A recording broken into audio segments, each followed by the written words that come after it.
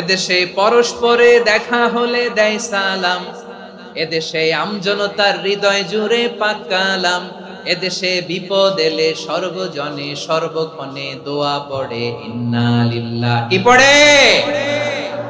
সুবহানাল্লাহ সুবহানাল্লাহ সুবহানাল্লাহ সুবহানাল্লাহ। এদেশে আজান শুনে সূর্য ওঠে শহর গ্রামে, এদেশে আজান শুনে সূর্য ডুবে সন্ধ্যা নামে, এদেশে সকল কাজে সবাই বলে বিসমিল্লাহ, এদেশে ভালো কিছু দেখে শুনে হাসি মুখে সবাই বলে মাশাআল্লাহ। সুবহানাল্লাহ পড়ে।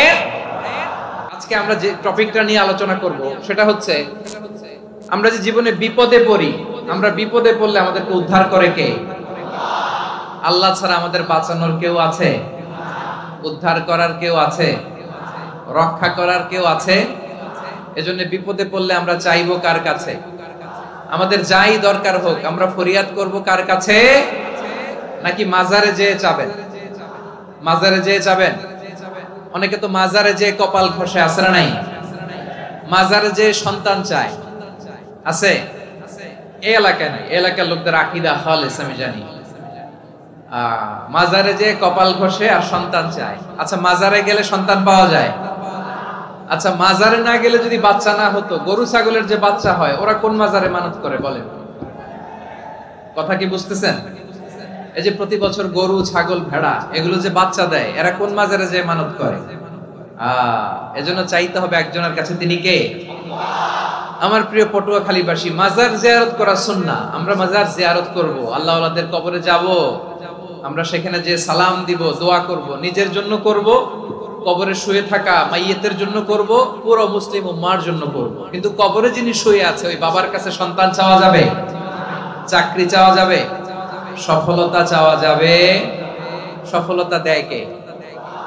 সবাই বলেন নাই, আওয়াজ করে বলেন, সফলতা দেওয়ার মালিক কে? এক কথাই রব্বুল আলামিন বলেন, ওয়া ইয়ামসাসকাল্লাহু বিদুররিন ফালা কাশিফা লাহু ইল্লা হু ওয়া ইয়ুরিদকা বিখাইরিন ফালা রাদ্দা লিফাদলি ইউসিবু বিহি মান ইয়াশাউ মিন ইবাদিহি ওয়া হুয়াল গফুরুর রহিম। আল্লাহু আকবার। আল্লাহ বললেন, ওয়া ইয়ামসাসকাল্লাহু বিদুররিন ফালা কাশিফা লাহু ইল্লা হু। আল্লাহ যদি তোমাকে কোনো বিপদ স্পর্শ করায়, আল্লাহ যদি তোমারে কোনো বিপদে ফেলে দেয়, ওই বিপদ থেকে উদ্ধার করার তিনি ছাড়া আর কেউ নাই। জোরে বলেন ঠিক কি না? তিনি যদি কোনো বিপদে ফেলেন, তিনি ছাড়া বিপদ থেকে উদ্ধার করার কেউ নাই। আর তিনি যদি তোমার প্রতি কোনো অনুগ্রহ করতে চান, ওই অনুগ্রহ ঠেকিয়ে দেওয়ার ক্ষমতাও কারো নাই। আল্লাহ যদি আপনার সফলতা দিতে চায়, পৃথিবীর কোন শক্তি ওই সফলতাকে থামাতে পারে? এজন্য আল্লাহ বললেন, খবরদার, চিন্তার আকীদা খালিস করে নাও। ওয়া ইয়ামসাসকাল্লাহু বিদুররিন ফালা কাশিফা লাহু ইল্লা হু। আল্লাহ বিপদে ফেললে বিপদ থেকে উদ্ধার করার কেউ থাকে না। আর আল্লাহ যদি তোমার প্রতি দয়া দেখাতে চান, অনুগ্রহ করতে চান, ওই অনুগ্রহকে প্রতিরোধ করার মতো ক্ষমতা কারো নাই। তিনি তার বান্দাদের মধ্য থেকে যাকে ইচ্ছা তাকে দেন, যত ইচ্ছা তত দেন। তিনি ক্ষমাশীল, তিনি মেহেরবান। সুবহানাল্লাহ। তিনি ক্ষমাশীল, তিনি মেহেরবান। তাহলে এই আয়াত থেকে আমরা বুঝতে পারলাম, আমরা যদি বিপদে পড়ি আমাদেরকে কেউ বাঁচাতে পারে না। আমার বাবা আমারে বাঁচাতে পারে? হ্যাঁ? আমার মা আমাকে বাঁচাতে পারে? আমার বন্ধু আমারে বাঁচাতে পারে? আমার দলের কর্মী আমাকে বাঁচাতে পারে? আমার পীর সাহেব আমারে বাঁচাতে পারে? আমার পটুয়াখালীর ভাইয়েরা খেয়াল রাখবেন, বাঁচাতে পারে এক মহান সত্তা, উদ্ধার করতে পারে এক মহান সত্তা। চিৎকার করে বলুন, তিনি কে? আবার আল্লাহ বললেন, আম্মাই ইউজিবুল মুত্তাররা ইযা দাআহু ওয়া ইয়াকশিফুস সুআ ওয়া ইয়াজআলুকুম খুলাফাআল আরদ আইলাহুম মা'আল্লাহ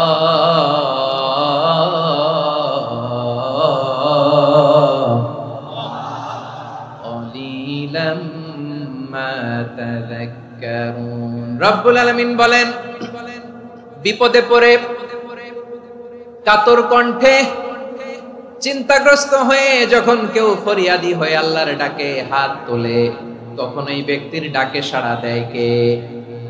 সবাই বলুন। কাতর কণ্ঠে বিপন্ন অবস্থায় আপনি যখন কেঁদে কেঁদে হাত তুলে আপনার দুঃখের কথা জানান, আপনি যখন ডাকেন তারে, তখন আপনার ডাকে সাড়া দেয় কে? আল্লাহ বলে আমি সাড়া দেই। তোমাদের বিপদকে মুক্ত করে দেয় কে? ওই আল্লাহর সাথে কোন উপাস্য আছে নাকি? কিন্তু খুব অল্প সংখ্যক লোকই তোমরা উপদেশ গ্রহণ করো। কথাটা কার? তাহলে বিপন্ন মানবতা যখন কাঁদে, মানুষ যখন বিপদে পড়ে নিরুপায় হয়ে ফরিয়াদ করে, তার ডাক শোনার কেউ নাই একজন ছাড়া। চিল্লায় বলেন তো তিনি কে? এজন্য আমরা ফরিয়াদের হাত কার দিকে তুলবো? প্রিয় পটুয়াখালী বলেন, ফরিয়াদের দুটো হাত আমরা কার দিকে তুলবো? এবং খেয়াল রাখতে হবে, মাথার সাথে সেট করে নিতে হবে, আল্লাহ ছাড়া আমাকে উদ্ধার করার কেউ নাই। এই পৃথিবীতে কেউ আপন না। প্রিয় ভাইরা, বিপদে পড়লে বোঝা যায় কেউ আপন না। আপন শুধু একজন মহান সত্তা। তিনি কে? এটা কি আপনারা খেয়াল রাখতে পারবেন? হ্যাঁ, বিপদে আপদে কেউ আমাদের বাঁচাতে পারে না, তরাতে পারে না, মুক্তি দিতে পারে না, উদ্ধার করতে পারে না, একমাত্র আমার প্রভু ছাড়া, আল্লাহ ছাড়া। চিল্লায় বলেন ঠিক কিনা? এবং প্রিয় পটুয়াখালীর ভাইয়েরা, মাথার সাথে এটা সেট করে নিতে হবে যে আমাদের পুরো জীবনটাই পরীক্ষা। পুরো জীবনটাই কি?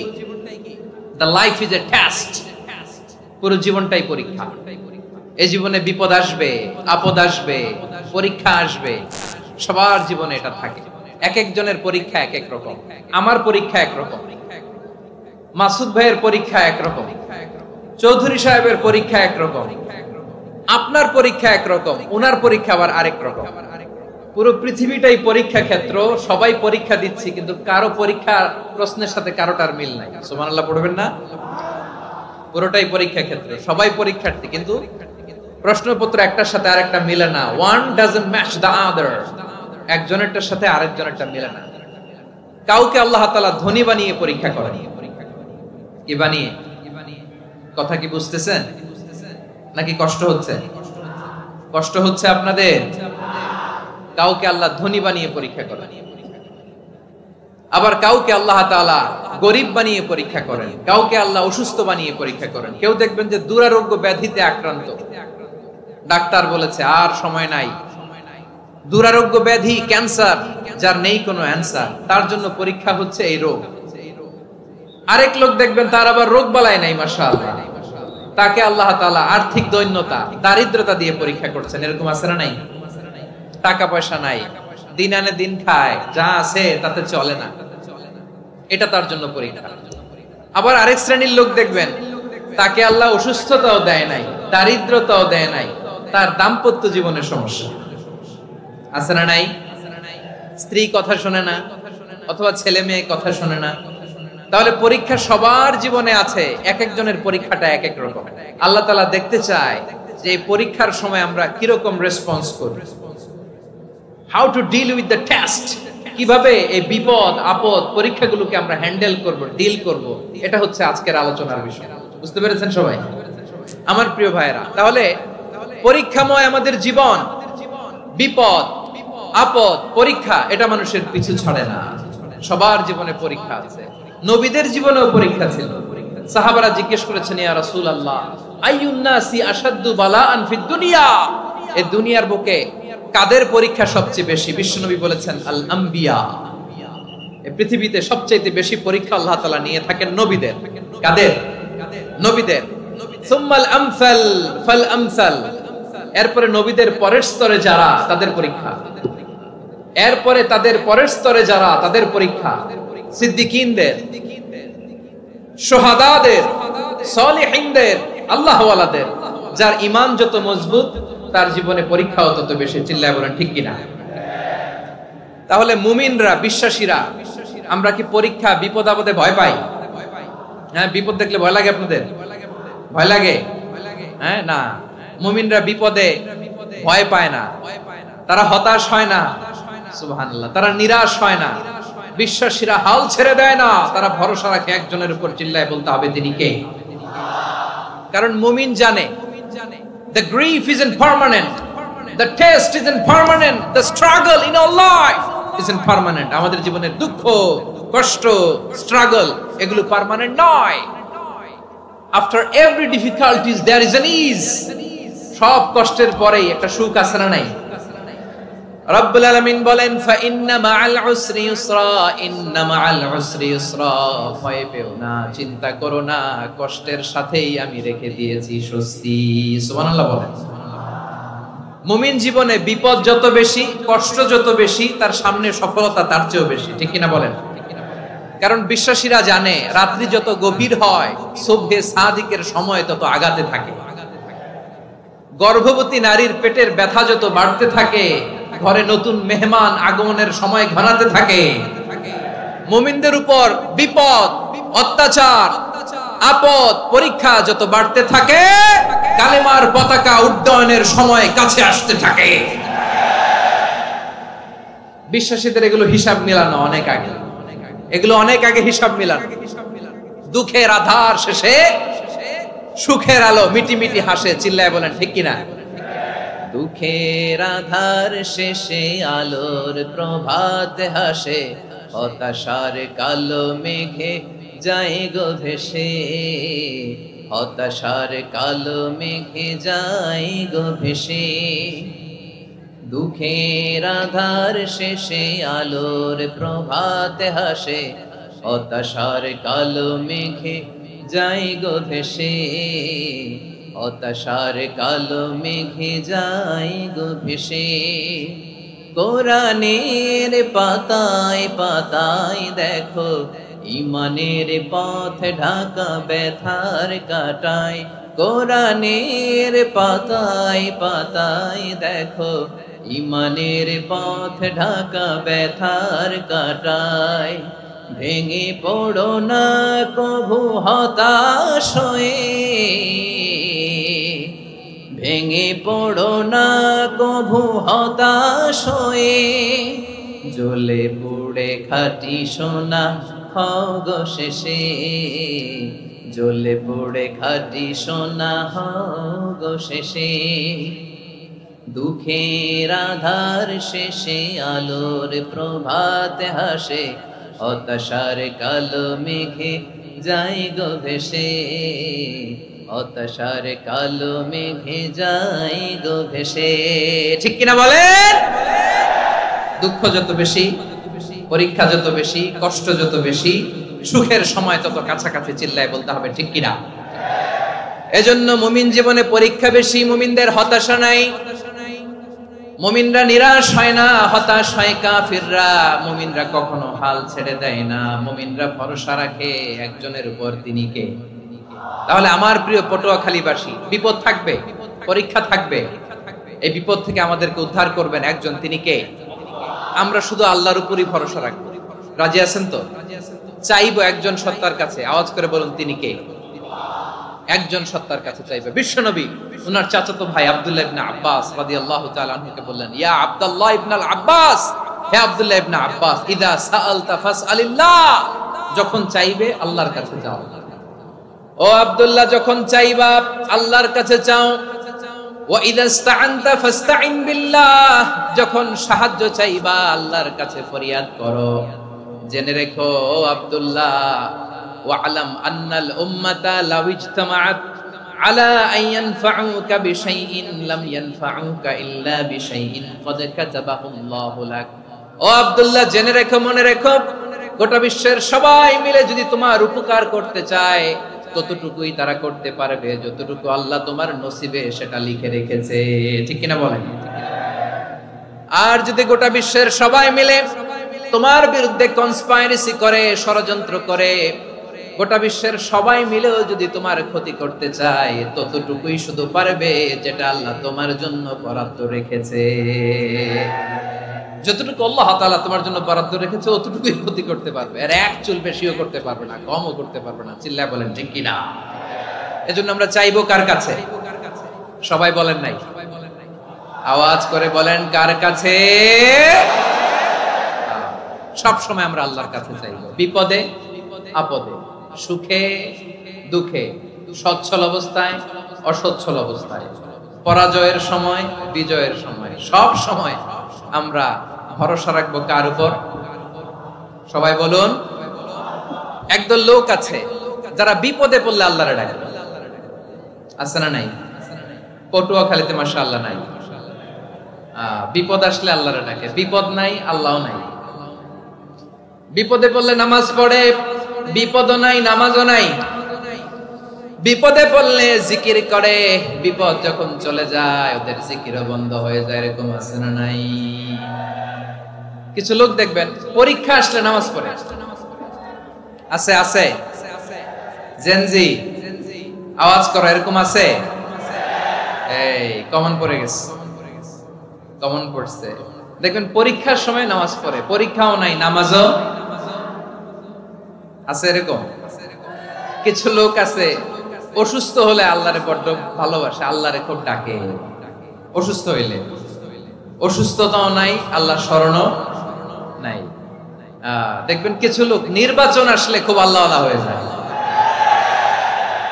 তখন দেখবেন মাথার মধ্যে হেজাব লাগায়, পাঞ্জাবি লাগায়, আল্লাহওয়ালা হয়ে যায়। নির্বাচনও নাই, এরপরে আল্লাহর কথাও নাই, আছে না নাই?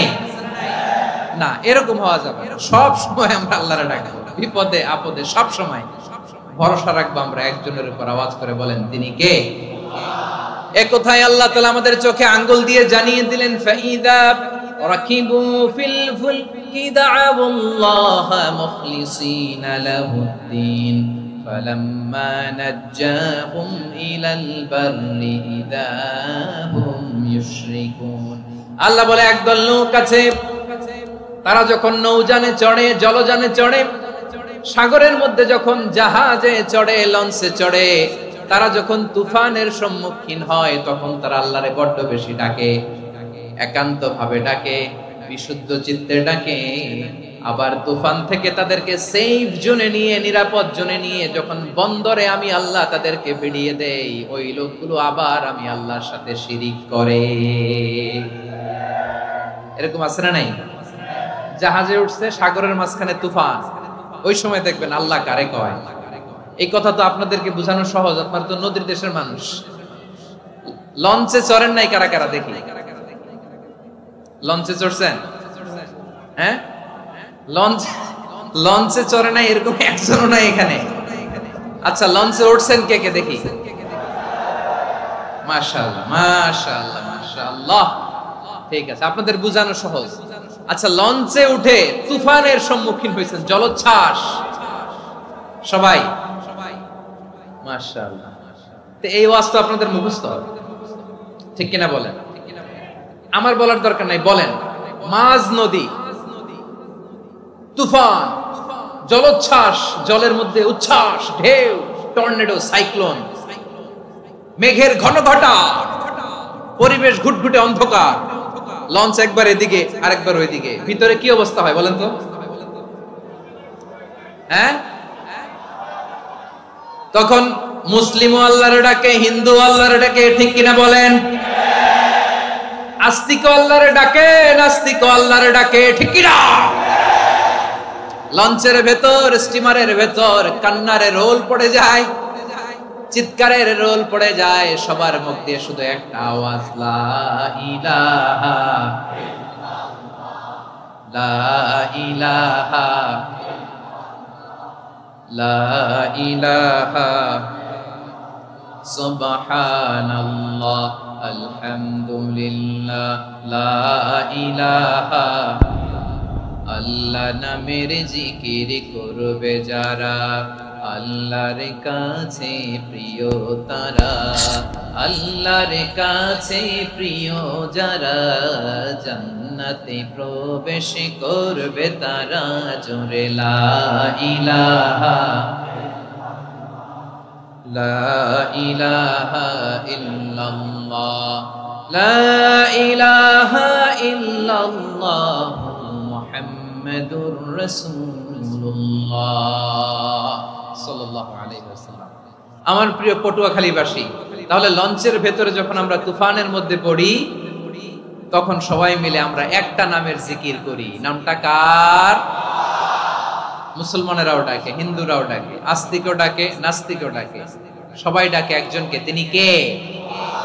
আবার দেখবেন ওই আল্লাহ তুফানের পরে, ঝড়ের পরে ওই লঞ্চটাকে যখন সদর ঘাটে ফিরিয়ে দেয়, আবার আমরা নাফরমানি শুরু করে দেই। সে কোথায় আল্লাহ বললেন, ফাইদা রাকিবু ফিল ফুলকি দা'আউল্লাহ মুখলিসিনা লাহুদ্দীন ফালাম্মা নাজ্জাহুম ইলাল বাররি ইযা হুম ইউশরিকুন।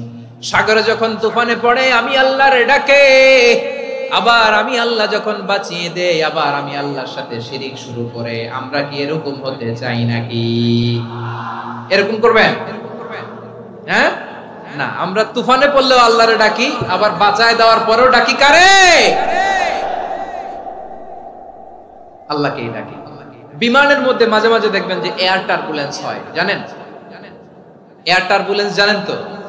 মাঝে মাঝে বিমানটা বাউন্সিং করে, বাম্পি, ভেরি বাম্পি ওয়েদার। শুনেন নাই? 40,000 ফিট উপরে যখন থাকে তখন পাইলট মাঝে মাঝে বলে, dear passengers, ladies and gentleman, right now we are flying 40,000 feet above the ground and we are passing very air turbulence, very heavy air turbulence right now. Please fasten your seat belt. দেখবেন মাঝে মাঝে বলে যে, ভদ্র মহিলা, ভদ্র মহোদয়গণ, আমরা 40,000 ফিট উপর দিয়ে যাচ্ছি আর এয়ার টার্বুলেন্স ফেস করছি, মেহেরবানি করে আল্লাহর হস্তে সিট বেল্ট বাঁধুন। তখন বিমানটা এরকম বাউন্সিং করে, শেকিং করে। আপনারা মুখোমুখি হয়েছেন? ইদানিং এই এয়ার টার্বুলেন্স বেড়ে গিয়েছে। গত বছর আমার ইন্টারন্যাশনাল অনেকগুলো ফ্লাইট ছিল, তো আমি দেখলাম যে আগের ফ্লাইটগুলোর তুলনায় এখন এয়ার টার্বুলেন্স খুব বেশি। আমি একটু রিসার্চ করে দেখলাম, ক্লাইমেট চেঞ্জের কারণে, জলবায়ু পরিবর্তনের কারণে আকাশের বাতাসের মুভমেন্টে পরিবর্তন হয়েছে, ফলে এখন বিমান শেকিং করে বেশি, বাউন্সিং, বাম্পি ওয়েদার। তো বলেন তো, 40,000 ফিট উপরে যখন আপনি, কয় হাজার ফিট? সবাই বলুন, কয় হাজার ফিট? 40,000 ফিট উপরে যখন আপনি, তখন যখন বিমানটা এরকম বাউন্সিং করে, সবাই যখন ভমিটিং করে বিমান নষ্ট করে দেয়, বমি করে, তখন বাঁচানোর কে আছে আল্লাহ ছাড়া? কেউ আছে? ওই মুহূর্তেও সবাই মিলে একজনের ডাকে আওয়াজ করে বলেন, তিনি কে? মাঝে মাঝে কিছু সোশ্যাল মিডিয়ায় কিছু ভিডিও পাওয়া যায় যে হেভি যখন এয়ার টার্বুলেন্স হয়, 10 সেকেন্ড 15 সেকেন্ডের কিছু ভিডিও পাওয়া যায়, বিমানটা এরকম বাউন্সিং করছে, বাম্পি ওয়েদার, কাঁপছে, মানুষগুলো বমি করছে, অক্সিজেন মাস্কগুলো সব ঝুলে পড়েছে, বিমানটা শুধু কাঁপছে। তখন দেখবেন বিমানের ভেতরেও এরকম লঞ্চের মতো চিৎকার আছে না নাই? বিমানের ভেতরেও তখন চিৎকার। গত বছর হিথ্রো এয়ারপোর্ট থেকে সিঙ্গাপুর এয়ারলাইন্সের একটা ফ্লাইট, হিথ্রো টু চাঙ্গি, একটা ফ্লাইটে এমন বেশি এয়ার টার্বুলেন্সের শিকার হয়েছিল ওই এয়ারক্রাফটটা, 33 জন যাত্রী সেখানে আহত হয়েছে, একজন যাত্রী নিহত হয়েছে। কেবিন ক্রুজ, এয়ার হোস্টেস যারা আছে, একজনের নাক ফেটে, চোখ ফেটে, কপাল ফেটে, ব্লিডিং হয়ে শয়লা। প্রিয় ভাইরা, ওই 40,000 ফিট উপরে বিমানটা যখন কাঁপবে, তখন আমাদেরকে আল্লাহ ছাড়া আর কেউ বাঁচানোর আছে? এত আস্তে বললে হবে? ওই কঠিন মুহূর্তে আমার বাবা আমারে বাঁচাতে পারে, আমার বন্ধু আমারে বাঁচাতে পারে। এই গ্রাউন্ডে, জমিনের বুকে আমার প্রোটোকল, আমার ক্ষমতা, আমার দাম্ভিকতা কোনো কিছু আমারে বাঁচাতে পারে? একজন ছাড়া। চিল্লায় বলতে হবে, তিনি কে? সে আল্লাহ বললেন, গোলাম, আমি বিপদের সময় ঠিকই তোমাদের বাঁচিয়ে দেই। ওই বিমানের ভেতরে 40,000 ফিট উপরে যখন তোমরা এয়ার টার্বুলেন্সের শিকার হও, তখন নাস্তিকও আল্লাহরে ডাকে, হিন্দু আল্লাহরে ডাকে। জোরে বলেন ঠিক কিনা?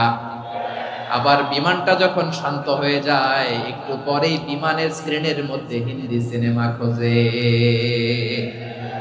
বিমানের স্ক্রিনে কিন্তু বিশাল ওখানে আফলাম, ফিল্মের একেবারে বোঝাই করা। বিমানটা শান্ত হলে আবার হিন্দি সিনেমা দেখা শুরু করে। একটু আগে ডাকছিল কারে? কারে? দেখবেন বাংলাদেশে আমাদের ক্রিকেটাররা যখন অন্য কোনো দেশের সাথে খেলে, অনেক সময় এমন হয়, বল বাকি একটা, রান দরকার 6টা। বল বাকি কয়টা? পটুয়াখালী বোঝে নাই বোধহয়। বল বাকি কয়টা? রান দরকার। আপনি দেখবেন ক্যামেরাম্যান তখন গ্যালারিতে খালি দেখায় দর্শকদের যে কি অস্থিরতা, হিপ হপ স্টাইলের মেয়েটা, যে মেয়েটার ওড়না এতক্ষণ ছিল গলায়, এতক্ষণ কই ছিল, ওই মেয়েটা দেখবেন ওড়নাটা টেনে মাথায় দিয়ে এরকম মুনাজাত ধরতেছে, আল্লাহ আল্লাহ, একটা সদকা, আল্লাহ আল্লাহ, আমার লাল সবুজের পতাকারে তুমি অপমানিত কইরো না আল্লাহ, ইন্ডিয়ার সাথে আমাদের খেলা আল্লাহ আল্লাহ, একটা সদকা, একটা একটা। পুরো পুরো খেলা জুড়ে এই মেয়ের ওড়না ছিল গলায়, কিন্তু যখন এক বলে 6 রান দরকার, ওড়না চলে আসছে কোথায়, মাথায়। আবার মুনাজাত আছে না নাই? ঠিকই বাংলাদেশের দামাল ছেলে এমন এক শট মারলো, বল চলে গেল স্টেডিয়ামের বাইরে, ছক্কা, জিতে গেলাম আমরা। পুরো স্টেডিয়াম জুড়ে চিৎকার, হই হুল্লোড়, মौज মাস্তি। যেই মেয়েটা মাথার মধ্যে ওড়না দিয়ে এতক্ষণ সুবহানাল্লাহ সুবহানাল্লাহ বলে আল্লাহর কাছে দোয়া করেছে, ওই মেয়ে এখন আবার ওড়না ফেলে দিয়ে নাচা শুরু করে দিয়েছে। তাহলে আল্লাহর ভয়, আল্লাহর প্রতি আস্থা, বিশ্বাস, ভালোবাসা, এটা কি ক্ষণিকের জন্য? মানে আমার যখন লাগবে তখন আল্লাহর ইউজ করব নাকি? হ্যাঁ, বিপদে আপদে, সুখের সময় দুঃখের সময়, সচ্ছল অসচ্ছল অবস্থায় বিশ্বাসীরা ভরসা রাখে একজনের উপর, চিৎকার করে বলে পটুয়াখালী তিনি কে? সে আল্লাহ বললেন, গোলাম মনে করো না জাহাজ থেকে সদরঘাটে ভিড়িয়ে দিলাম তুমি নিরাপদ হয়ে গেছো, মনে করো না 40,000 ফিট থেকে সেফ ল্যান্ডিং এর পরে এয়ারপোর্টে নেমে গেলেই তুমি নিরাপদ হয়ে গেছো। ও মিয়া, বিপদ কি শুধু সাগরে আর আকাশে? ঘরের বিপদও, ঘরের ভেতরও বিপদ আসতে পারে কি পারে না? এজন্য সূরা মুলকে আল্লাহ বললেন, আমিনতুম মান ফিস সামাই আন ইয়াখসিফা বিকুমুল আরদা ফাইদা হিয়া তামুর। তোমরা কি ভাবছো তোমরা নিরাপদ? সাগরের মধ্যে তুফান, আল্লাহ আল্লাহ ডাকলাম, সদরঘাটে যেয়ে পড়ছে, বাইসা গেছেন তো আপনি। আর পাবে আপনারে আল্লাহ? আল্লাহর তো সাগরের মাঝখানে তো আল্লাহ আপনারে পাইছিল, আর তো পাবে না। আর পাবে আপনারে? আর আল্লাহ ধরতে পারবে আপনারে? ঘরের ভেতরও বিপদ দিয়ে আটকাতে পারে কে? 5 স্টার 7 স্টার হোটেলের ভেতরও আমাকে বিপদের মধ্যে ফেলে দিতে পারেন কে? আল্লাহ বললেন, তোমরা কি ভেবেছো তোমরা নিরাপদ? আমি চাইলে ল্যান্ডস্লাইডস, ভূমি ধস দিয়ে 1 লক্ষ এক মুহূর্তে নিয়ে যেতে পারি, এক সুনামি দিয়ে থাপ্পড় মেরে 3 লক্ষ সাগরের ভেতরে ঢুকায় দিতে পারি, 1 সেকেন্ডও লাগে না আমার। أم أمنتم من في السماء أن يرسل عليكم حاصبا فستعلمون كيف نذير। আল্লাহ চাইলে আকাশ থেকে পাথর বৃষ্টি নাজিল করতে পারেন কি পারেন না? এই মুহূর্তে এখানে ভূমিকম্প দিতে পারেন কি পারেন না? আচ্ছা, ভূমিকম্প যখন হয় আমাদের কারো হুঁশ থাকে? আপনি মনে করছেন আমরা সাধারণ মানুষ, আমরা দৌড় দেই, আর প্রেসিডেন্ট প্রধানমন্ত্রী ওনারা বুঝি খাটে শুয়ে থাকে? কথা বুঝে নাই বোধহয়। ভূমিকম্প, আর্থকোয়েক যদি হয়, বাঁচার জন্য আমরা কি করি? হয় খাটের তলায়, ডাইনিং টেবিলের নিচে, উপরে শক্ত কিছু আছে এটার নিচে, অথবা ঘর থুইয়া দেও, দৌড়। তো প্রধানমন্ত্রী উনি কি করে? প্রেসিডেন্ট উনি কি করে? হ্যাঁ, উনি খাটের মধ্যে যে শুয়ে থাকে নাকি?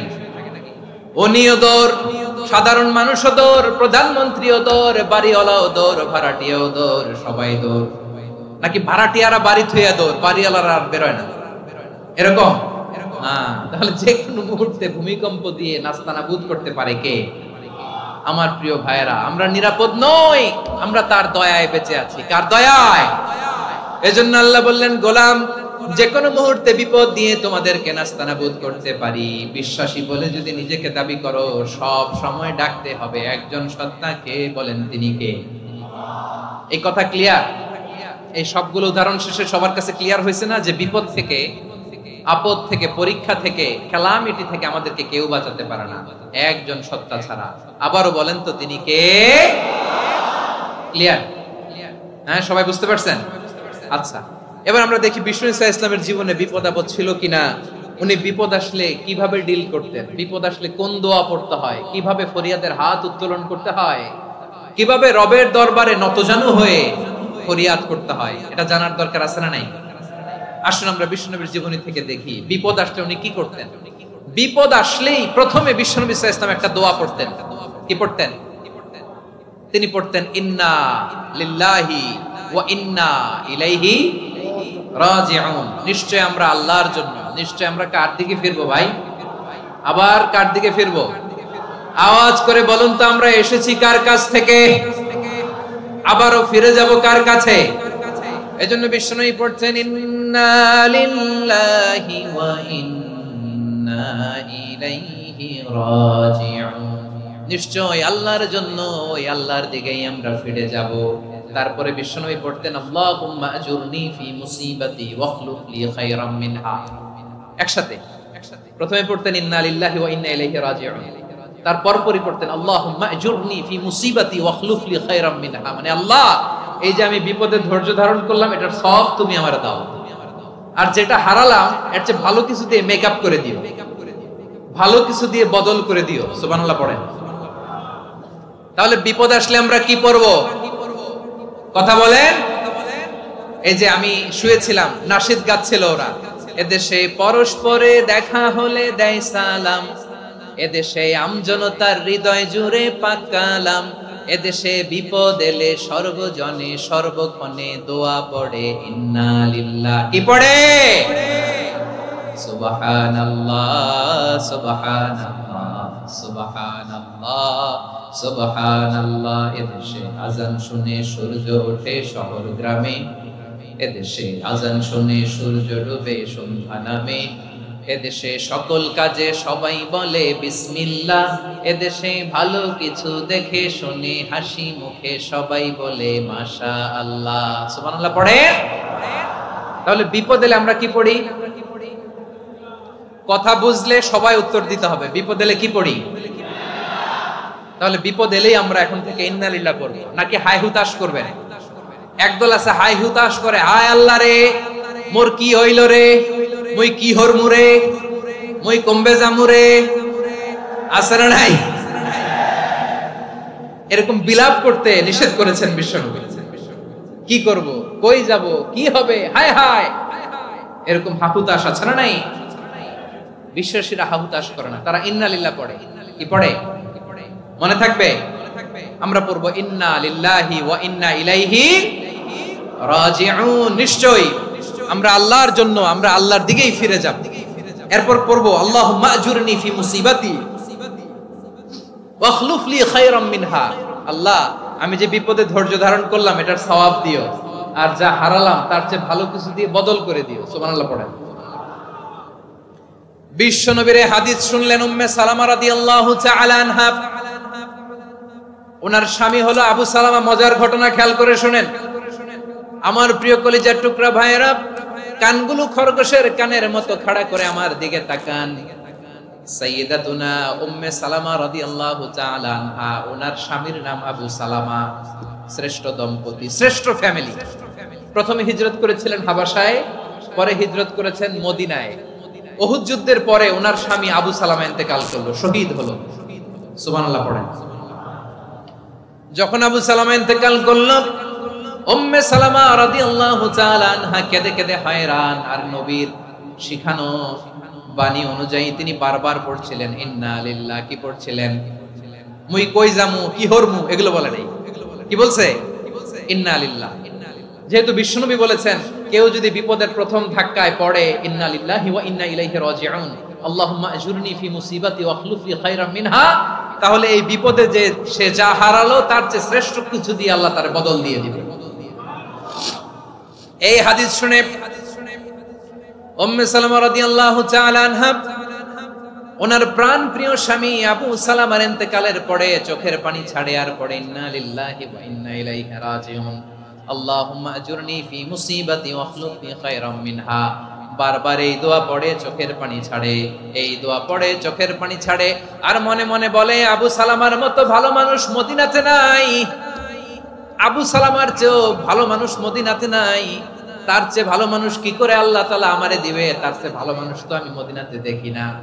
চোখের পানি দিয়ে বুক ভাসায় আর নবীর হাদিসের উপর আমল করে পড়ে ইন্না লিল্লাহি ওয়া ইন্না ইলাইহি রাজিউন, ইন্না লিল্লাহি ওয়া ইন্না ইলাইহি রাজিউন।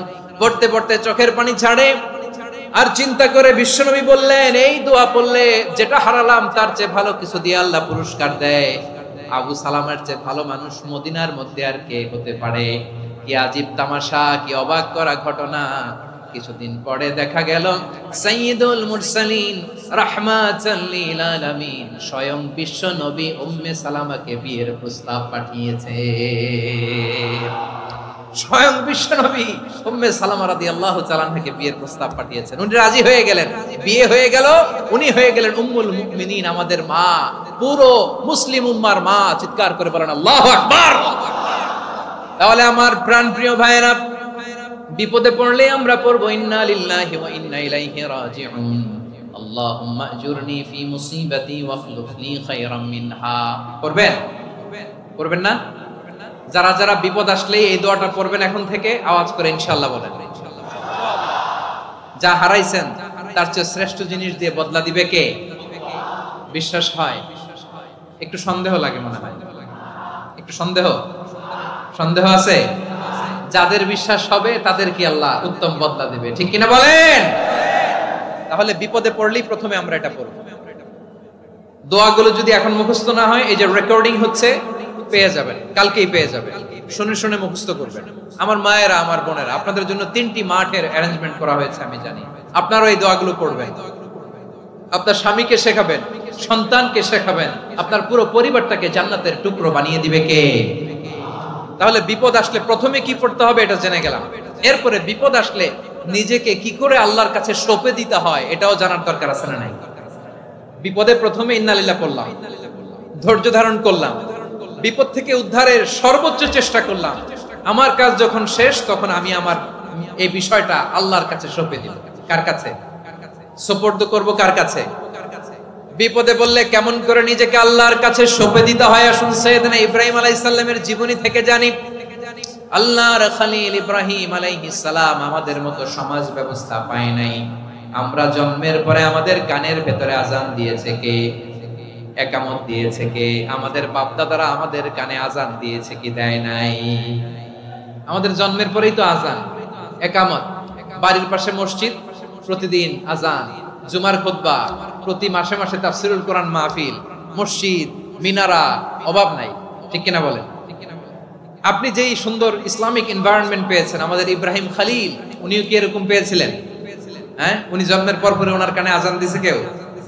আমার প্রিয় ভাইরা, আগা গোড়া একটা শিরকি পরিবেশ উনি জন্মগ্রহণ করেছেন। উনি ছাড়া ওই তল্লাটে একজনও আল্লাহর উপর বিশ্বাসী নাই। কল্পনা করতে পারেন? গোটা তল্লাটে, গোটা দেশে বিশ্বাসী মুমিন, আল্লাহর উপর বিশ্বাস স্থাপনকারী কয়জন? সবাই বলেন কয়জন? বাকি সব মুশরিক। বাকি সব মুশরিক নিজের সাথে নিজে শক্ত বোঝাপড়া করে, অ্যানালজি করে, সেলফ কনভারসেশন করে উনি মহা সত্যের সন্ধান পেয়েছে। উনি আকাশের তারা দেখে ভাবে মনে হয় এটাই আমার খোদা, পরে দেখে তারা নাই, মনে মনে বলে না তাইলে এটা না। আবার চাঁদ দেখে বলে চাঁদটা বড় মায়া লাগে, মনে হয় এটাই আমার রব, পরে দেখে চাঁদও নাই, কয় না এটা না। এরপরে দ্বীপ প্রহরের জলজলে সূর্যটা খাঁ খাঁ করে গোটা পৃথিবীটারে রৌদ্র দিয়ে তাতিয়ে রাখে। তিনি ভাবলেন মনে হয় এটাই আমার রব, কারণ এটাই তো সবচেয়ে বড়। কিন্তু বিকেল বেলা ওই সূর্যটাও যখন চলে যায়, সাইয়েদনা ইব্রাহিম বলে না এটাও তো নাই, আমার খোদা যদি আমারে ছেড়ে চলে যায়, বিপদে পড়লে আমারে উদ্ধার করবে কে? এভাবে নিজের সাথে অ্যানালজি, সেলফ কনভারসেশন করতে করতে করতে তিনি মহা সত্যের সন্ধান পেয়েছেন। সুবহানাল্লাহ পড়েন। সব শেষে তিনি ডিসিশন নিয়ে ঘোষণা দিলেন, ইন্নী ওয়াজ্জাহতু ওয়াজহিয়া লিল্লাযী ফাতারাস সামাওয়াতি ওয়াল আরদা হানিফান ওয়া মা আনা মিনাল মুশরিকিন। নিশ্চয় আমি এমন সত্তার দিকে মনোনিবেশ করলাম, মুখাপেক্ষী হলাম, যিনি আকাশ বানিয়েছেন, জমিন বানিয়েছেন, আমি মুশরিক নই। সুবহানাল্লাহ। পারতেন? আপনি পারতেন? কেউ নাই, লক্ষ লক্ষ মুশরিক, আপনি একা। ওনার মতো এরকম বিচক্ষণতা দিয়ে আল্লাহরে খুঁজে পাইতে পারতেন আপনি? কি নবী ছিল, আল্লাহকে খুঁজে পেয়েছে। যখন আল্লাহর ইবাদত শুরু করলো, এই কথা ছড়ায় পড়লো চারদিকে। নমরুদ সাইয়েদনা ইব্রাহিমকে ডেকে পাঠালেন। নমরুদ বলে, ইব্রাহিম তুমি নাকি মূর্তির পূজা না করে কোন নতুন রবের ইবাদত করো, কে তোমার রব? সাইয়েদনা ইব্রাহিম বললেন, রব্বি আল্লাযী ইউহয়ী ওয়া ইউমীত, আমি এমন রবের ইবাদত করি যিনি জীবন দেন, যিনি মৃত্যু দেন। নমরুদ বলে, তাই নাকি? তোমার রব জীবন দেয়, মৃত্যু দেয়, আর এটা তো আমি দেই। আমিও তো জীবন দেই, আমিও তো মৃত্যু দেই। সাইয়েদনা ইব্রাহিম বললেন, কেমন করে তুমি জীবন দাও মৃত্যু দাও একটু দেখাও তো। নমরুদ জেলখানা থেকে দুজন কয়েদিকে ডেকে আনলো, কয়েদি এনে অর্ডার করলো একটাকে এখনই শিরোচ্ছেদ, হেড অফ, ডেথ পেনাল্টি, মৃত্যুদণ্ড দেয়া হলো, ফিনকি দিয়ে রক্ত বের। নমরুদ বলে, দেখো দুজনকে ধরে আনলাম, একজন কয়েদিকে দিলাম ডেথ পেনাল্টি, মৃত্যুদণ্ড, ওরে মৃত্যু দিলাম।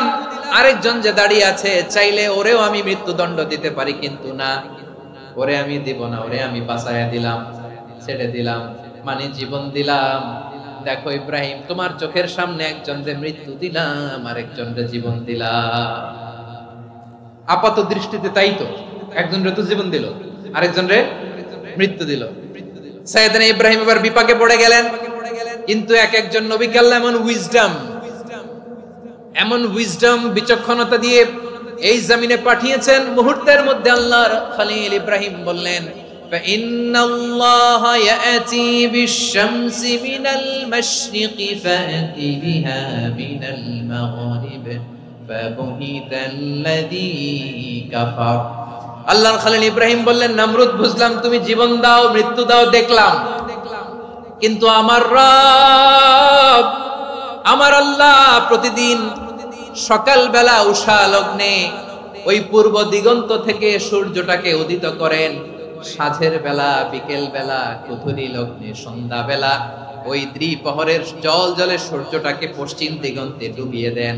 মানে সকাল বেলা পূর্ব দিক থেকে উদিত করা সূর্যটাকে পশ্চিম দিকে বিকেলে তিনি ডুবিয়ে দেন। তুমি যদি পারো ওই সূর্যটাকে পশ্চিম দিক থেকে উদিত করে পূর্ব দিকে ডুবিয়ে দাও। সুবহানাল্লাহ পড়বেন না? দেখেন, ইনস্ট্যান্ট ইন্টেলেক্ট, মুহূর্তে বিচক্ষণতা, উইজডম কাকে বলে? নমরুদ পারবে? নমরুদের বাপ পারবে? ওর দাদা, ওর 14 গোষ্ঠী, গোটা বিশ্বের সব ক্ষমতাধর রাষ্ট্রনায়করা একসাথে হলে পারবে? ফাবুহিতাল্লাযী কাফার পারে নাই, ব্যর্থ হয়েছে। এবার তেলে বেগুনে জ্বলে উঠেছে, রেগে মেগে আগুন বলে, ফালকুহু ফিল জাহিম। ওর সাথে তর্ক নাই, না পেরে এবার এটারে আগুনে ফেলা। বিশাল বিশাল গাছ কেটে লাকড়ি এনে আগুনের কুণ্ডলি বানানো হলো, দাও দাও দাও দাও করে আগুন জ্বলে। আল্লাহর খলিল ইব্রাহিমকে আগুনে নিক্ষেপ করা হবে। আল্লাহর খলিল সাইয়েদনা ইব্রাহিমের হাতের মধ্যে রশি দিয়ে টাইট করে বাঁধা হলো, পায়ের মধ্যেও টাইট করে রশি দিয়ে বাঁধা হলো।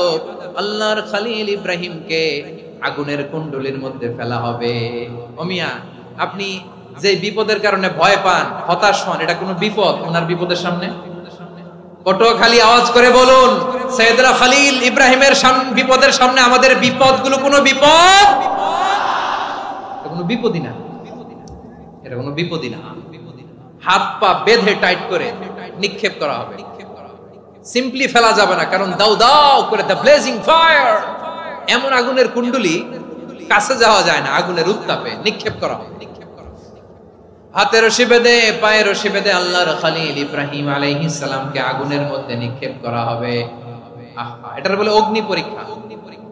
উনি অগ্নি পরীক্ষার সম্মুখীন হয়েছে, এজন্য কঠিন পরীক্ষাকে আমরা অগ্নি পরীক্ষার সাথে তুলনা করি, ঠিক কিনা?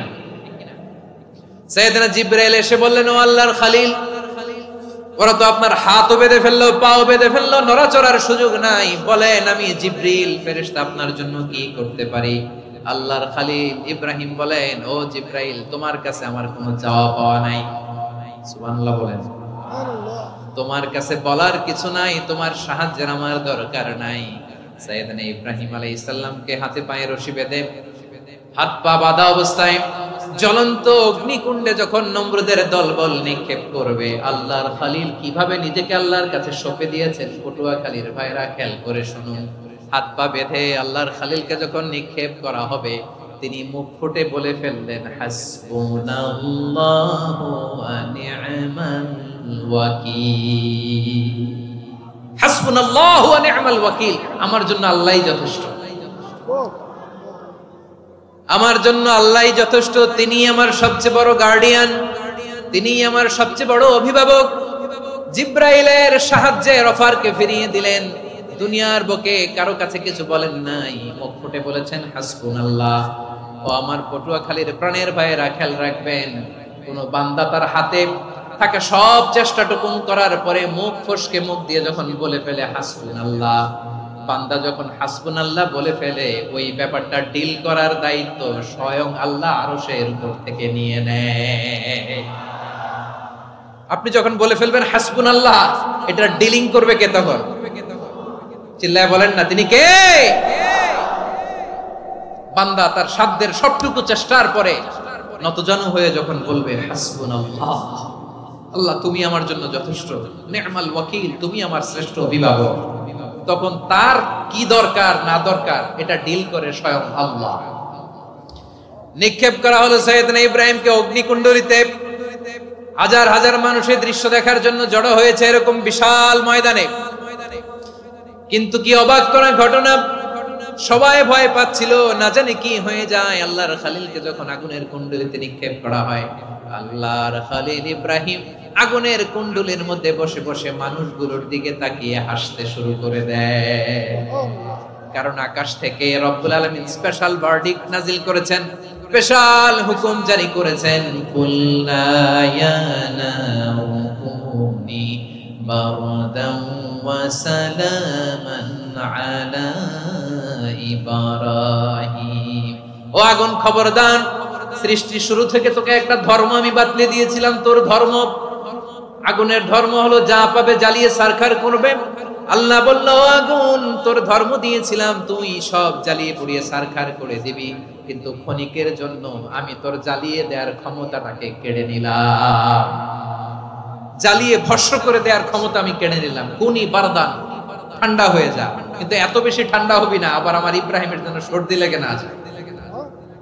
সুবহানাল্লাহ, এত আস্তে বললে হবে? কুনি বারদান, বারদ মানে বরফ, ঠান্ডা, ঠান্ডা হ, কিন্তু এত ঠান্ডা হবি না যাতে আমার ইব্রাহিমের কষ্ট হয়। আগুন বলে, আল্লাহ একবার বললাম ঠান্ডা হ, আবার বলো এত ঠান্ডা হবি না যাতে খলিলের সর্দি না লাগে। কেমন ঠান্ডা হব, কেমন এনভায়রনমেন্ট তৈরি করে দেব বলো? আল্লাহ বললেন, সালামান আলা ইব্রাহিম, আমার খলিল, আমার কলিজা, আমার ইব্রাহিমের জন্য তুই জান্নাতের গুল বাগিচা হয়ে যা। ও ভাই, নবী মুসার মতো ঈমান হলে রাস্তা হবে সাগর জলে, নবী ইউসুফের মতো ঈমান হলে একে একে দরজা খোলে। নবী ইব্রাহিমের মতো ঈমান যদি আজও থাকে বিদ্যমান, অগ্নিকুণ্ডে দেখতে পাবে খুবসুরতে ফুলভাগা। কুলনা ইয়া নারু কুনি বারদান ওয়া সালামান আলা ইব্রাহিম, বান্দা যখন মুখ দিয়ে বলে হাসবুনাল্লাহ, আমার আল্লাহ আমার জন্য যথেষ্ট, এই বলে যখন নিজেকে সঁপে দেয়, তার কি লাগবে ওই দায়িত্ব স্বয়ং নিয়ে নেয় কে? সবাই বলেন, স্বয়ং নিয়ে নেয় কে? তাহলে আমার প্রিয় ভাইরা, বিপদের শুরুতেই আমরা বলবো ইন্না লিল্লাহ। শুরুতে কি বলবো? এরপরে যেই বাক্যটা পড়ে নিজের পরিস্থিতিকে আল্লাহর দরবারে সঁপে দিব, সেটা হচ্ছে হাসবুনাল্লাহ। সেটা কি? বিষ্ণু বলেন, লা ইয়াজালু লিসানুকা রাতাবান মিন যিকরিল্লাহ, সব সময় আল্লাহর স্মরণ দিয়ে, জিকির দিয়ে জিহ্বাটারে সিক্ত রাখো। আর শয়তানু জাসিমুন আলা কলবি ইবনে আদম, শয়তান বনি আদমের কলবে খামচি মেরে বসে থাকে। ফাইদা যাকারাল্লাহ খানাসা, মানুষ যখন আল্লাহর স্মরণ করে জিকির করে, শয়তান দৌড়ে পালায়। ওয়া ইদা গাফালা ওয়াসওয়াসা, যখনই বনি আদম গাফেল হয় তখনই শয়তান তার হৃদয়ে ওয়াসওয়াসা দেয়।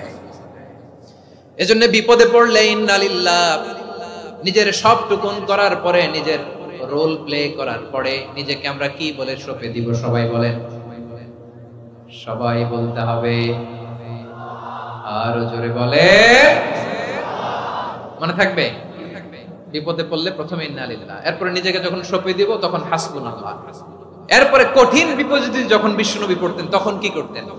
এমন বিপদ মাঝে মাঝে হয় না, দেয়ালে পিঠ থেকে যায়, চোখে মুখে অন্ধকার, কি করব দিশা খুঁজে পাই না, এরকম হয় কখনো? হ্যাঁ, আপনাদের হয়? হয় না? তো জান্নাতে আছেন আপনারা। হয় হয় এরকম হয়েছে না যে দেয়ালে পিঠ থেকে গেছে, চোখে মুখে অন্ধকার, কই যাব, কি করব, বাঁচানোর কেউ না, এরকম হয়েছে কখনো আপনাদের? যদি হয় তাইলে এটার সলিউশন বলবো, না হইলে তো এগুলো বলে লাভ নাই। হয় হয় হয়। বিশ্বনবী এরকম কঠিন বিপদে পড়েছেন জীবনের কিছু কিছু মুহূর্তে, ওই মুহূর্তে বিশ্বনবী স্পেশাল 2টা দোয়া পড়তেন। এই দোয়াগুলো আপনাদেরকে জানিয়ে দেয়। বিশ্বনবী বলেন, কঠিনতম বিপদে যখন পড়বা, দেয়ালে পিঠ থেকে যায়, চোখে মুখে অন্ধকার, বাঁচার কোনো উপায় নাই, তখন পড়বা লা ইলাহা ইল্লা আনতা সুবহানাকা ইন্নী কুনতু মিনাজ জালিমিন। আল্লাহ, তুমি ছাড়া কোনো ইলাহ নাই, তুমি পবিত্র, নিশ্চয় আমি জালিমদের অন্তর্ভুক্ত। সুবহানাল্লাহ বলেন। এই দোয়া সাইয়েদনা ইউনূস আলাইহিস সালাম পড়েছিলেন যখন মাছের পেটে ছিলেন। কিসের পেটে? এবং অনেক মুফাসসিরিন ইকরাম বলেছেন, অনেক আহলুল ইলমরা বলেছেন, এটা হচ্ছে ইসমে আজম। ইসমে আজম এমন দোয়া যেটা দিয়ে দোয়া করলে আল্লাহ দোয়া কবুল করে, কিন্তু এটা কোনটা, এটা নিয়ে ইখতিলাফ আছে।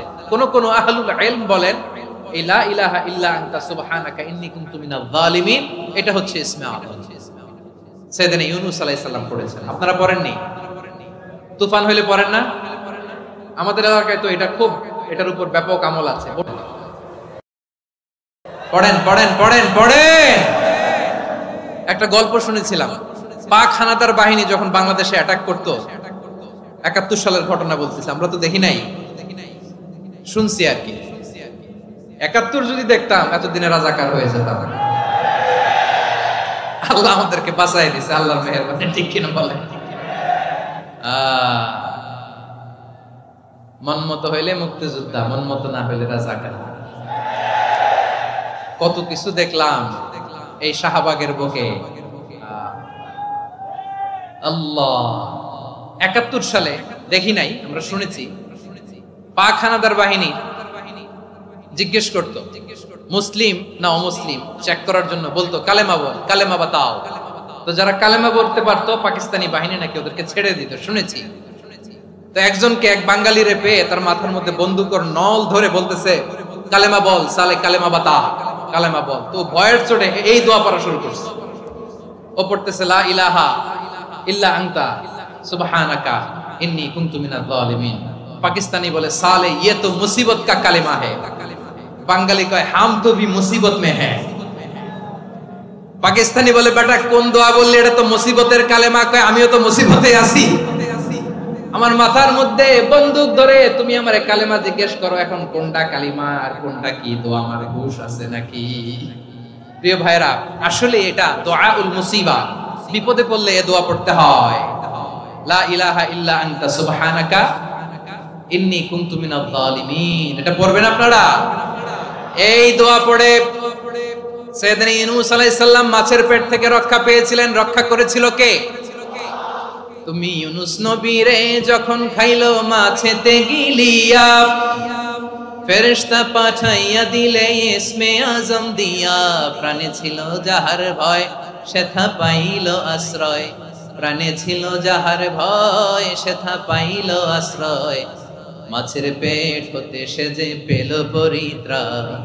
আল্লাহু আল্লাহু তুমি জাল্লে জালালুহু, শেষ করা তো যায় না গে তোমার গুণগান। আল্লাহু আল্লাহু, সুবহানাল্লাহ পড়ে। লা ইলাহা ইল্লা আনতা সুবহানাকা ইন্নী কুনতু মিনাজ জালিমিন। বিশ্বনবী বললেন, দেয়ালে পিঠ থেকে গেলে, চোখে মুখে অন্ধকার, বাঁচার কোনো উপায় নাই, তখন এই দোয়াটা পড়তে হবে। এই দোয়া পড়ে আল্লাহর কাছে ফরিয়াদ করলে বিপদ মুক্ত করবেন কে? কেন এই দোয়াটা আল্লাহর কাছে বড্ড প্রিয় জানেন আমার ভাইরা? কারণ এই দোয়ার মধ্যে 3টা জিনিস আছে। আমি যেরকম আঙ্গুল উঁচু করেছি এরকম করেন তো। 3টা। কয়টা?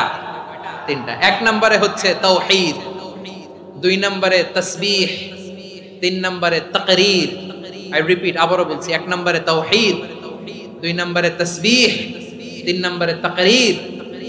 এই দোয়াটা আল্লাহর কাছে এত পছন্দনীয় কারণ এই দোয়ার প্রথম অংশে আছে তাওহীদ, আল্লাহর একত্ববাদের ঘোষণা। লা ইলাহা ইল্লা আনতা, ও আল্লাহ আপনি ছাড়া কোনো ইলাহ নাই, উপাস্য নাই। এই কথা বললে আল্লাহ বড় খুশি হয়ে যায়। সুবহানাল্লাহ পড়েন। এই দোয়ার দ্বিতীয় অংশে আছে তাসবিহ, মানে আল্লাহর প্রশংসা, প্রশংসা সূচক বাণী। সুবহানাক সুবহানাক সুবহানাক, ও আল্লাহ আমি আপনার পবিত্রতা ঘোষণা করছি সুবহানাক। একথা শুনলেও আল্লাহ খুশি হয়ে যায়। সুবহানাল্লাহ পড়েন। এই দোয়ার তৃতীয় অংশে আছে তাকরীর। তাকরীর মানে পাপের স্বীকৃতি। তাকরীর মানে কি? তাকরীর মানে পাপের স্বীকৃতি। এই দোয়ার তৃতীয় অংশে আছে ইন্নী কুনতু মিনাল যালিমিন। ও আল্লাহ, আমি জালিমদের অন্তর্ভুক্ত। আল্লাহ, আল্লাহ আমি জালেম। আল্লাহ আমি ভুল করেছি, অন্যায় করেছি। আল্লাহ আমি জালেমদের অন্তর্ভুক্ত। এই পাপের স্বীকৃতি, অ্যাকনলেজমেন্ট আল্লাহ বড় পছন্দ করেন। যখন আল্লাহর কাছে আপনি ছোট হবেন, ছোট হতে হতে যত ছোট হবেন, ওই দৃশ্যটা দেখতে আল্লাহ বড় পছন্দ করে। সুবহানাল্লাহ বলে। 3 নম্বর অংশ ইন্নী কুনতু মিনাজ জালিমিন। আল্লাহ আমি জালেমদের অন্তর্ভুক্ত। সাইয়েদনা আদম আলাইহিস সালাম ভুল করে যখন নিষিদ্ধ গাছের ফুল খেয়ে ফেললেন, ফল খেয়ে ফেললেন, আল্লাহ বললেন আদম ক্ষমা পেতে চাইলে তুমি আর হাওয়া মিলে স্বীকৃতি দাও, পাপের স্বীকৃতি। আর পড়ো রব্বানা যালামনা আনফুসানা ওয়া ইল্লাম তাগফির লানা ওয়া তারহামনা লানাকুনান্না মিনাল খাসিরিন। ও আল্লাহ আমি আদম আর হাওয়া যালামনা আনফুসানা, আমরা আমাদের নফসের উপর বড় জুলুম করেছি। আল্লাহ ওয়া ইল্লাম তাগফির লানা ওয়া তারহামনা, আপনি যদি ক্ষমা না করেন, আপনি যদি দয়া পরবশ না হন, আপনি যদি রহম না করেন, আমরা তো ক্ষতিগ্রস্তদের মধ্যে শামিল হয়ে যাব। এই দোয়া করার সাথে সাথে সাইয়েদনা আদম আর হাওয়া আলাইহিস সালামকে ক্ষমা করে দিলেন কে? তাহলে এই দোয়ার 3 নম্বর অংশ তাকরীর। এটা আল্লাহ বড় পছন্দ করে। আমার কলিজার টুকরা ভাইয়েরা, গুনাহ করে শিকার যেতে হবে, এটা আল্লাহ ভালোবাসেন। সাইয়েদনা আবু বকর রাদিয়াল্লাহু তাআলা বিষ্ণু ইসা ইসলামকে বললেন, ইয়া রাসূলুল্লাহ আল্লিমনি দুআআন আদউ বিহি ফি সালাতি। নবী হে, আপনি আমার এমন একটা স্পেশাল দোয়া শিখায়া দেন যে দোয়াটা আমি নামাজে পড়ব। নবী বললেন, তাহলে তুমি পড়ো আল্লাহুম্মা ইন্নী যালামতু নাফসি যুলমান কাসীরান ওয়া লা ইয়াগফিরুয যুনুবা ইল্লা আনতা ফাগফিরলি মাগফিরাতাম মিন ইনদিকা ওয়ারহামনি ইন্নাকা আনতাল গফুরুর রহিম। সুবহানাল্লাহ। সালাম ফেরানোর আগে পড়েন, কথা কয় না, পড়েন পড়েন। ও আবু বকর, নামাজে যদি দোয়া করতে মনে চায় এই দোয়াটা পড়বা, আল্লাহুম্মা ইন্নী যালামতু নাফসি। আল্লাহ জুলুম করেছি আমার নফসের উপর, যুলমান কাসীরা, অনেক জুলুম। ওয়া লা ইয়াগফিরুয যুনুবা ইল্লা আনতা, আপনি ছাড়াই জুনুব, এই পাপ ক্ষমা করার দ্বিতীয় কোনো রব নাই। আছে? আল্লাহ ছাড়া আমাদের গুনাহ আর কে কে ক্ষমা করতে পারে বলেন তো? কে পারে? কে? এজন্য আল্লাহরে বলবেন, আল্লাহ আমি ছাড়া তোমার গোলামের অভাব নাই। ও আমার রব, আমি ছাড়া এই জমিনের বুকে তোমার গোলামের অভাব নাই, কিন্তু তুমি ছাড়া তো আমার দ্বিতীয় কোনো রব নাই। পারবেন বলতে? পারবেন? চোখের পানি ছেড়ে আল্লাহরে বলবেন, আল্লাহ তুমি আমার রব, তুমি আমার সব। কি বলবেন? আল্লাহ আমারে রব। সবাই বলুন, আল্লাহ আমারে রব, দমে দমে তনু মনে তারিও রব। আল্লাহ আমারে রব। আল্লাহরে বলেন, আল্লাহ তুমি আমার রব, তুমি আমার সব। আল্লাহ আমি ছাড়া এই জমিনে তোমার গোলামের অভাব নাই, তুমি ছাড়া আমার দ্বিতীয় কোনো রব নাই। একথা বলে চোখের পানি ছেড়ে আল্লাহরে স্বীকৃতি দেন, আল্লাহ আমি পাপী। আল্লাহ জামিনে আমার চেয়ে বড় পাপী আর কেউ নাই। ওযু করে সিজদায় লুটিয়ে পড়ে চোখের পানি ছেড়ে আল্লাহরে পাপের স্বীকৃতি দেন, আল্লাহ এমন কোন জুলুম নাই, গুনাহ নাই আমি করি নাই, সগীরা কবিরা, জেনে না জেনে, ইচ্ছায় অনিচ্ছায়, শিরকি বেদাতি সব গুনাহ করেছি। আল্লাহ আকাশের নিচে জমিনের উপরে আমার চেয়ে বড় গুনাহগার আর কেউ নাই। চোখের পানি ছেড়ে আল্লাহরে বলেন, আল্লাহ আমি ছাড়া তোমার গোলামের অভাব নাই, তুমি ছাড়া আমার দ্বিতীয় কোনো রব নাই, তুমি ছাড়া তো কেউ আমার গুনাহ ক্ষমা করার নাই, তুমি আমার রব, তুমি আমার সব। বলতে পারবেন? এই তাকরীর আমার পটুয়াখালীর ভাই, এই স্বীকৃতিটা দেখতে আল্লাহ বড় ভালোবাসেন, কারণ আমরা সবাই গুনাহগার। আমরা সবাই কি? বিশ্বনবী বলেন, কুল্লুকুম খাত্তাউন, হা বনি আদম তোমরা সবাই পাপী। সবাই কি? সবাই পাপী। আমরা সবাই পাপী। আপন পাপের বাটখারা দিয়ে অন্যের পাপ মাপি। আমরা যে পাপী এটা ভাবতে মনে চায় না কারো, খালি অন্যের পাপ দেখি আমরা, এটা ভুল। ওর এই পাপ, ও পাপী, ও জালেম, ও জাহান্নামী, এরকম একটা টেন্ডেন্সি। আমার যে কি হালাত এটার খেয়াল নাই। খেয়াল করতে হবে যে আমি সবচেয়ে বড় পাপী, ঠিক কিনা বলেন? পাপ করি না এমন কেউ আছি? হ্যাঁ আছি। কেউ না জানলেও জানে কি আমার পাপের ঘটনা? পৃথিবী না জানুক আমি তো জানি আমি কি পাপ করেছি। ও আমার কলিজার টুকরা ভাইরা, মাথাটাকে নিচু করে জীবনের সব গুনার ফিরিস্তিগুলো একটা একটা করে স্বীকার করে আল্লাহরে বলেন, আল্লাহ আমি পাপী, আল্লাহ আমার চেয়ে বড় পাপী এই দুনিয়াতে কেউ নাই, আকাশের নিচে জমিনের উপরে আমার চেয়ে বড় পাপী কেউ নাই। একটা একটা করে আল্লাহ স্বীকার করি আমি পাপী, সব পাপের স্বীকৃতি দিলাম। পৃথিবী না জানুক আমি তো জানি আমি কি পাপ করেছি। হায় আমার পাপের করলে বিচার, বাঁচার আমার নাই উপায়। দয়াময় তুমি মাফ করো আমায়, মাফ করো আমায়। আল্লাহ তাআলা যদি দয়া করে আমাদেরকে মাফ না করে, আমাদের বাঁচার কোনো উপায় নাই। আপনি কি ভেবেছেন আপনার নামাজ দিয়ে আপনি জান্নাতে যাবেন? আপনি তাহাজ্জুদ গুজার, সেজদা দিতে দিতে কপালে দাগ ফেলেছেন, এটা আপনারা জান্নাতে নেবে না। আপনি এলাকার সবচেয়ে বড় হাতেম তাই দানশীল, এই দানের ভরসায় বসে আছেন, কশিন কালো না। আমাদের নামাজ, আমাদের রোজা, আমাদের ইবাদত এগুলোকে মিজানের পাল্লায় উঠালে কোনো ওজনই হবে না। তবে আমাদের একটা কৌশল জানা আছে, আমরা আল্লাহর রহমতের ভিখারি। আমরা সেদিন আগেই গুনার স্বীকৃতি দিয়ে দেব। আমরা বলবো, আল্লাহ তুমি প্রশ্ন করার আগে তোমার একটা কথা বলি, আমারে কিছু জিজ্ঞেস করো না, আমি সব করেছি। এমন কোন পাপ নাই যে পাপ আমারে দিয়ে হয় নাই। তোমার রহমত দিয়ে তুমি জান্নাতে পাঠাবা, তোমার দয়ায় জান্নাতে যেতে চাই, আমল দিয়ে না। পারবেন বলতে? কিয়ামতের দিন আমরা বলবো, আল্লাহ আমার আমল দিয়ে জান্নাত চাই না, আমি তোমার দয়া দিয়ে জান্নাত চাই। তোমার দয়া ছাড়া আমার কোনো উপায় নাই।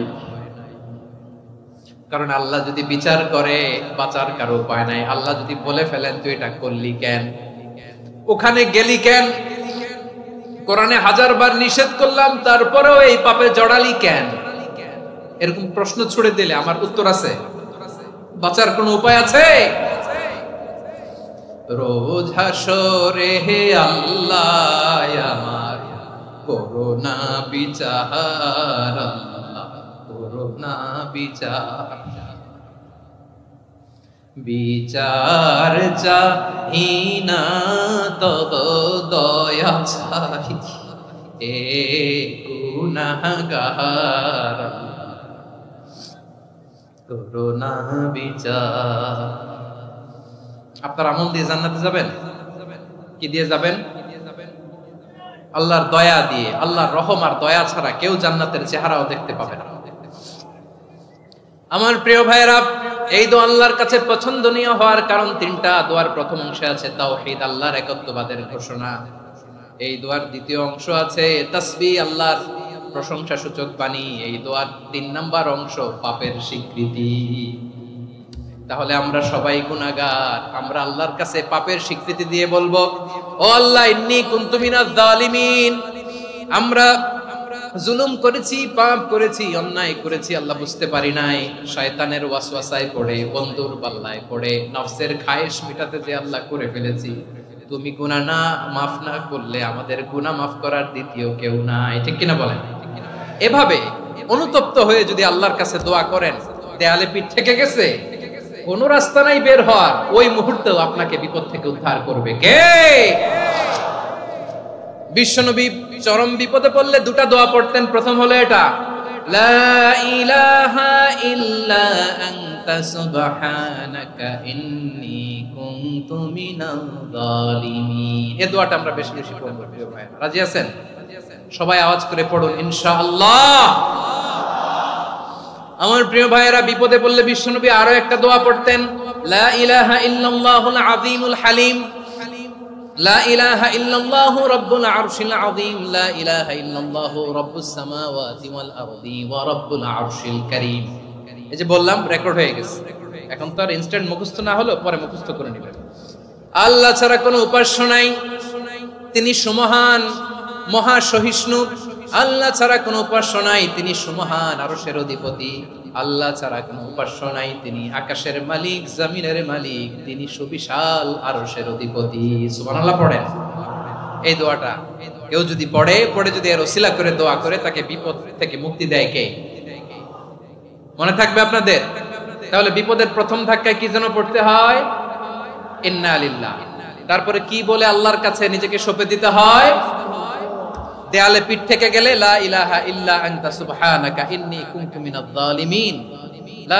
দুই নাম্বার হচ্ছে লা ইলাহা ইল্লাল্লাহুল আযীমুল হালিম, লা ইলাহা ইল্লাল্লাহু রাব্বুল আরশিল আযীম, লা ইলাহা ইল্লাল্লাহু রাব্বুস সামাওয়াতি ওয়াল আরদি ওয়া রাব্বুল আরশিল কারীম। মনে থাকবে? ইনশাআল্লাহ বলেন সবাই, আওয়াজ করে সবাই ইনশাআল্লাহ। অনেক সময় এমন হয়, হঠাৎ বিপদের সম্মুখীন হই আমরা, রেডি হয়ে বের হইছে অফিসে, হঠাৎ অ্যাক্সিডেন্টে পড়ে যাই, হঠাৎ পেটের ব্যথায় অজ্ঞান, এরকম হয় না? আপনাদের হয় না? বিষ্ণু ইসলাম বলেন, আকস্মিক দুর্ঘটনার বিপদ থেকে যদি কেউ বাঁচতে চায়, সকাল সন্ধ্যা যেন প্রত্যেকে এই দোয়াটা পড়ে। সকালে যদি 3 বার পড়ে, সন্ধ্যা পর্যন্ত হঠাৎ বিপদ থেকে সে রক্ষা পাবে। To be protected from sudden calamity, sudden disaster, sudden calamity, হঠাৎ বিপদ, হঠাৎ ভয়ঙ্কর কোন আকস্মিক বিপদ থেকে আল্লাহ বাঁচায় দিবে। সকালে পড়লে সন্ধ্যা পর্যন্ত প্রোটেক্টেড, সন্ধ্যাবেলায় যদি 3 বার পড়ে সকাল পর্যন্ত প্রোটেক্টেড। সুবহানাল্লাহ পড়েন। দোয়াটা কি? দোয়াটা হচ্ছে বিসমিল্লাহিল্লাযী লা ইয়াদুররু মা ইসমিহি শাইউন ফিল আরদি ওয়ালা ফিস সামাই ওয়া হুয়াস সামিউল আলিম। ছোট না? অনেক ছোট, মুখস্থ করবেন। বিসমিল্লাহিল্লাযী লা ইয়াদুররু মা ইসমিহি শাইউন ফিল আরদি ওয়ালা ফিস সামা। ওই আল্লাহর নাম নিচ্ছি, যে আল্লাহর নামের বরকতে আকাশ জমিনের কোনো কিছু কারো কোনো ক্ষতি সাধন করতে পারে না। তিনি সর্বশ্রোতা, সর্বজ্ঞ। সুবহানাল্লাহ পড়েন। পড়বেন এই দোয়াটা, বিসমিল্লাহিল্লাযী লা ইয়াদুররু মা ইসমিহি শাইউন ফিল আরদি ওয়ালা ফিস সামাই ওয়া হুয়াস সামিউল আলিম। ফজরের পরে 3 বার, মাগরিবের পরে 3 বার যদি কেউ পড়ে, প্রোটেক্টেড, যে কোনো হঠাৎ বিপদ থেকে প্রোটেক্টেড। প্রোটেক্ট করেন কে? ওই আল্লাহর নাম নিচ্ছি, যে আল্লাহর নামের ওসিলায় আকাশ জমিনের কোনো কিছু কোনো ক্ষতি করতে পারে না। সুবহানাল্লাহ পড়েন। আচ্ছা, এবার আমাদের জীবনে দুশ্চিন্তা আছে না নাই বলেন? Tension, hyper tension, anxiety, depression, চিন্তা, টেনশন নাই, এরকম কে কে আছে দেখি? হাত তোলেন। ওই যে হাত তুলছে এক আল্লাহর ওলি, ওই যে টেনশন নাই তোমার, মাশাআল্লাহ। ও না বুঝে তুলছে, জোকের চোটে, জোশের ঠেলায় ধাক্কায় তুলে ফেলছে। সবার জীবনে টেনশন আছে না নাই? এই দুশ্চিন্তা, পেরেশানি, মারাত্মক পেরেশানি থেকে মুক্তি পাওয়ার জন্য বিষ্ণু ইসলাম 2টো দোয়া পড়তেন। কয়টা? অনেকগুলো পড়তেন। স্পেশাল 2টো দোয়া আজকে আপনাদের শিখায় যাব, শুনবেন না? কষ্ট হচ্ছে? সংক্ষিপ্ত মুনাজাত দিয়ে দেই। ওরে আল্লাহ, আমি তো 9:30 ক্রস করে ফেলছি মাসুদ ভাই, খেয়াল করি নাই। আরো কয়েক মিনিট? ঠিক আছে, ঠিক আছে। পেরেশানিতে পড়লে, টেনশনে পড়লে এই দোয়াটা, প্রিয় ভাইরা, বিষ্ণু ইসলাম যখন খুব বিপদে পড়তেন, দুশ্চিন্তা ওনাকে ঘিরে ধরতো, উনি পড়তেন ইয়া হাইয়ু ইয়া কাইয়ুম বিরহমাতিকা আস্তাগীথ, ইয়া হাইয়ু ইয়া কাইয়ুম বিরহমাতিকা আস্তাগীথ, ইয়া হাইয়ু ইয়া কাইয়ুম, হে শাশ্বত অবিনশ্বর, হে চিরঞ্জীব, বিরহমাতিকা আস্তাগীথ, তোমার রহমতের উসিলায় তোমার কাছে ফরিয়াদ করি। এটা পড়তেন। আবার আরেক বর্ণনায় এসেছে ইয়া হাইয়ু ইয়া কাইয়ুম বিরহমাতিকা আস্তাগীথ আসলিহ লি শা'নি কুল্লাহু ওয়ালা তাকিলনি ইলা নাফসি তারফাতা আইন। আসলিহ লি শা'নি কুল্লাহ, আল্লাহ আমার সবকিছু আপনি সেটেল করে দেন। আমাদের সব ঝামেলা সেটেল করে দিতে পারে কে? আমরা তো সেটেলমেন্টের জন্য ওএসপি সাহেবের কাছে যাই, ডিসি সাহেবের কাছে যাই, অমুক ভাইয়ের কাছে যাই, তমুক ভাইয়ের কাছে যাই। এই দোয়া পড়লে আরশের উপর থেকে আপনার ম্যাটার সেটেল করে দিবে কে? তাহলে পড়বেন ইয়া হাইয়ু, হে চিরঞ্জীব। হাইয়ু মানে চিরঞ্জীব, যিনি চিরকাল বেঁচে থাকবেন, মরবেন না। আল্লাহ মরবেন? তার কোনো লয় আছে? ক্ষয় আছে? সূরা রহমানে আল্লাহ বললেন, কুল্লু মান আলাইহা ফানি ওয়া ইয়াবকা ওয়াজহু রাব্বিকা যুল জালালি ওয়াল ইকরাম ফাবিআইয়ি আলাই রাব্বিকুমা তুকাযিবান। জমিনে যা আছে সব ফান, ভ্যানিশ হয়ে যাবে, নিশ্চিহ্ন হয়ে যাবে, শেষ হয়ে যাবে, সব বিলুপ্ত হয়ে যাবে, একজন ছাড়া। জোরে বলেন তিনি কে? ইয়া হাইয়ু। আমার সাথে আওয়াজ করে পড়েন, ইয়া হাইয়ু, ইয়া কাইয়ুম, ইয়া হাইয়ু, ইয়া কাইয়ুম বিরহমাতিকা আস্তাগীথ আসলিহ লি শা'নি কুল্লা ওয়ালা তাকিলনি ইলা নাফসি তরফাতা আইন। এভাবে দোয়া করলে আপনাকে বিপদ মুক্ত করবে কে? এই দোয়াটা কেন পছন্দ আল্লাহর কাছে? কারণ এখানে আল্লাহর দুইটা সুন্দর নাম আছে, গুণবাচক নাম, আল হাই, আল কাইয়ুম। এই দুটো নাম আছে এখানে। আবার এই দুইটা আয়াতুল কুরসির অংশ। আয়াতুল কুরসির শুরুতে এটা আছে না নাই? হ্যাঁ, আছে না নাই? 3 নাম্বার কারণ, এটা ইসমে আজম। কোন দোয়াটা ইসমে আজম? যে দোয়া ওসিলায় দোয়া করলে আল্লাহ দোয়া ফেরায় না। অনেকগুলো মত আছে, সবচেয়ে ভ্যালিড মত হচ্ছে এটা, ইয়া হাইয়ু ইয়া কাইয়ুম। এর ওসিলা দিয়ে দোয়া করলে দোয়া কবুল করে কে? 2 নম্বরে বিশ্বনবী মারাত্মক বিপদে পড়লে আরেকটা দোয়া পড়তেন, আল্লাহুম্মা ইন্নী আবদুক। আগে দোয়াটা পড়ি, শুনেন।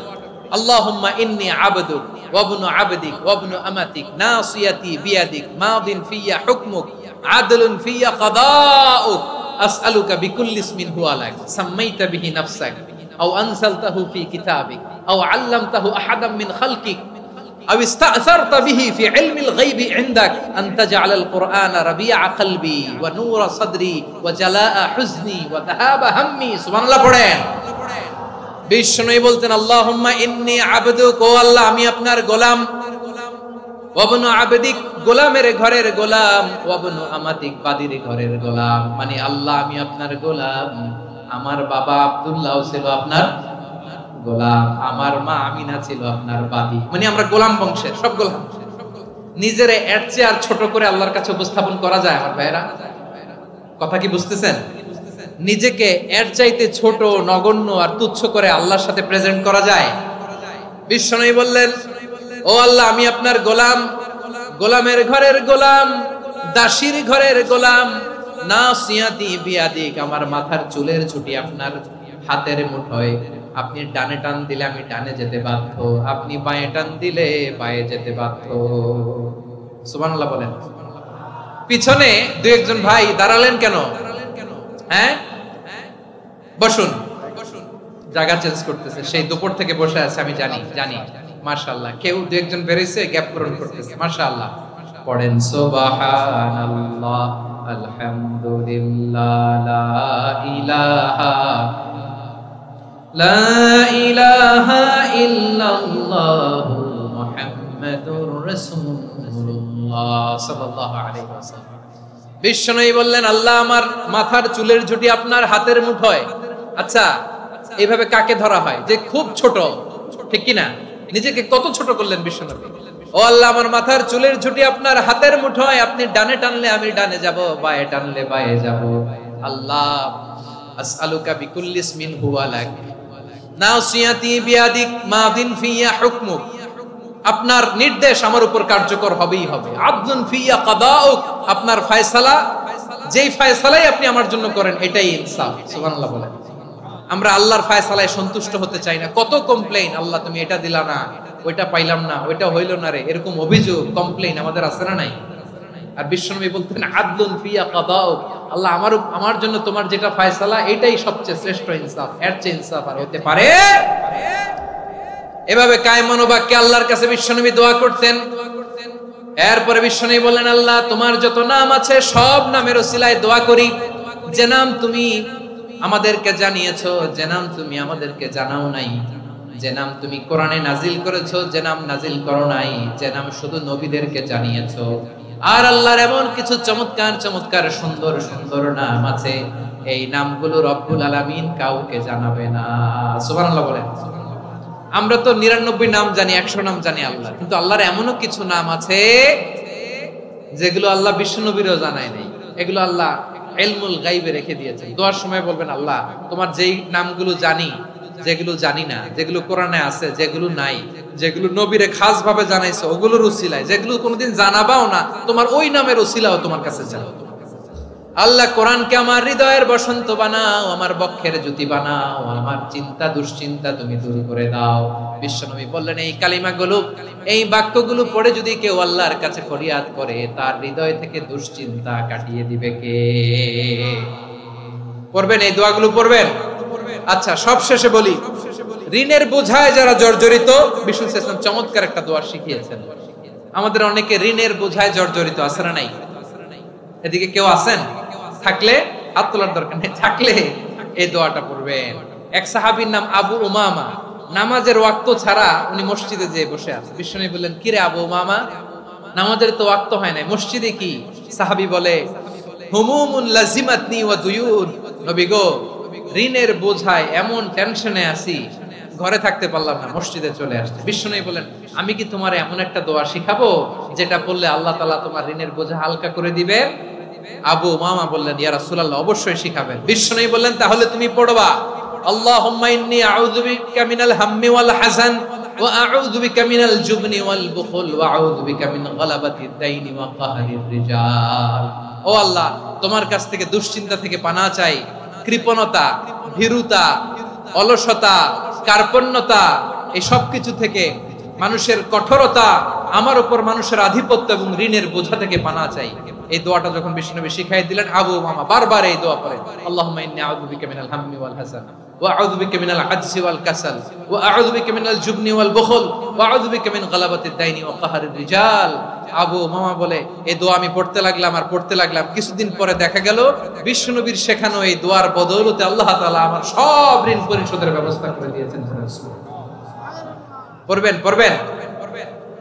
আমার প্রিয় পটুয়াখালীর ভাইয়েরা, বিশ্বনবীর জামাতা সাইয়্যিদিনা আলী রাদিয়াল্লাহু তাআলা আনহুর কাছে এক লোক এসে বলে, হে আলী, ঋণের বোঝায় আমি জর্জরিত, আমার কিছু অর্থ দিয়ে সাহায্য করো। সাইয়্যিদিনা আলী রাদিয়াল্লাহু তাআলা আনহু বললেন, আমি কি তোমারে এমন একটা দোয়া শিখাবো যেটা বিশ্বনবী আমাদের শিখিয়েছেন? এই দোয়া যদি তুমি পড়ো, লাউ কানা আলাইকা মিসলু জাবালিন কাবীরিন দাইনান আদাল্লাহু আনকা, পাহাড় পরিমাণে যদি ঋণের বোঝা হয়, আল্লাহ এটা পরিশোধের ব্যবস্থা করে দিবেন। ছোট্ট একটা দোয়া বিশ্বনবী শিখালেন, বললেন, তুমি পড়বা, আল্লাহুম্মা কফিনি বিহালালিকা আন হারামিকা ওয়া আগনিনি বিফাদলিকা আম্মান সিওয়াক।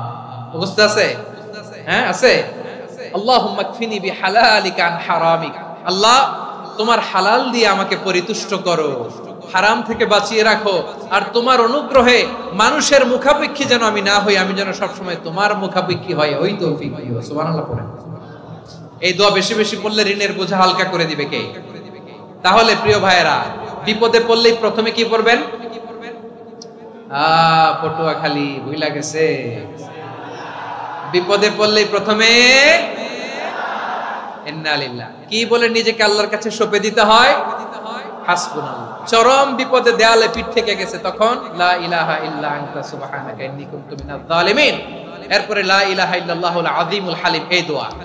আকস্মিক বিপদ, হঠাৎ যেন কোনো বিপদ আমাকে পেয়ে না বসে, এটার জন্য বিসমিল্লাহিল্লাযী লা ইয়াদুররু মা ইসমিহি শাইউন ফিল আরদি ওয়ালা ফিস সামাই ওয়া হুয়াস সামিউল আলিম।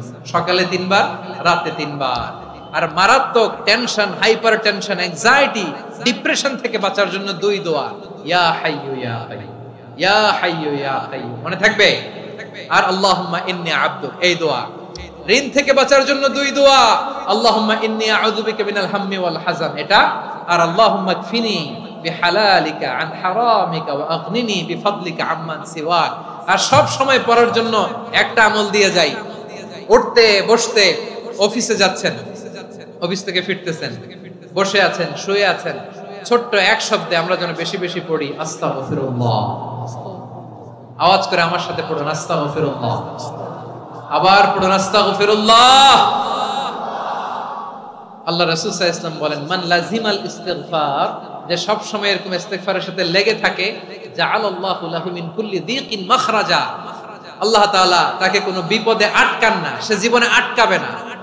যে কোনো বিপদে আল্লাহ তার রাস্তা বের করে দিবেন, way out, you will get a way out and solution. সুবহানাল্লাহ। ওমিন কুল্লি হাম্মিন ফারাজা, দুশ্চিন্তা মুক্ত হবে। ওয়ারযুকহু মিন হাইসু লা ইয়াহতাসিব, এমন জায়গা থেকে আল্লাহ রিজিকের বন্দোবস্ত করবে যেটা সে কল্পনাও করে নাই। আওয়াজ করে পড়েন সুবহানাল্লাহ। তাহলে মনে থাকবে আস্তাগফিরুল্লাহর কথা। সব শেষ কথা বলবো, সব শেষ আমার প্রিয় ভাইয়েরা। এটা গেল নিজের বিপদ। কিসের বিপদ? নিজে যদি বিপদে পড়ে। অন্যের বিপদ যদি দেখেন, এটার জন্য একটা দোয়া আছে। অনেক সময় আমরা দেখি হাসপাতালে ক্যান্সারের 3rd স্টেজে চলে গেছে, লোকটা হ্যাংলা হয়ে চিকন হয়ে হায়রে কি কষ্ট পায়, দেখি না? বিষ্ণু বলে একটা দোয়া যদি কেউ অন্যের কোনো বিপদ দেখে পড়ে, ওই বিপদ তার জীবনে কখনো আসবে না।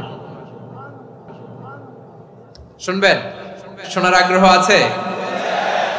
অনেক সময় হয় যে আমরা মহাসড়ক দিয়ে যখন চড়ি, দুর্ঘটনায়, আইরে আল্লাহ, দুর্ঘটনায় মানুষের মাথা একদিকে, দেহ আরেকদিকে, ব্লিডিং, এরকম হয় না? আল্লাহ তুমি হেফাজত করো।